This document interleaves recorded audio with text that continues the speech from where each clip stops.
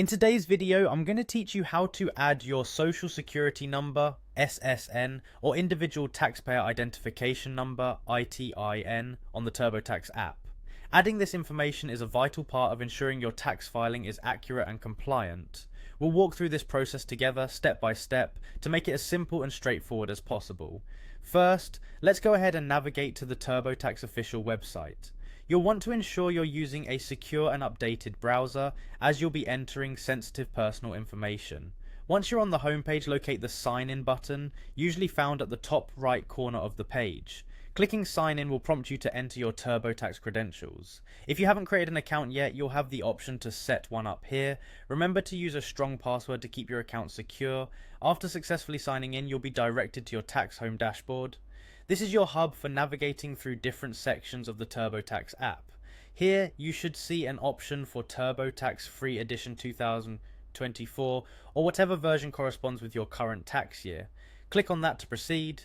Inside the Free Edition section, you'll encounter a few navigational options. Look for the Review Edit button and give it a click. This will bring up a menu where you can make changes and updates to your current tax forms. It's an area that allows you to review previously entered data or add new information as necessary.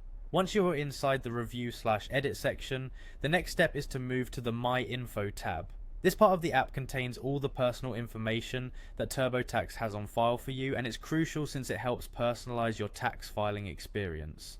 Once you are in the My Info section, look for Personal Profile and click on it. This will open a form where you can review and input personal details. Here you will be able to add or update your social security number or individual taxpayer identification number. Make sure you enter this information correctly, as it is essential for your identity verification and tax processing. Double check for any typos, because even a small mistake can lead to issues when filing your taxes. After entering your information, review it thoroughly to ensure everything is correct.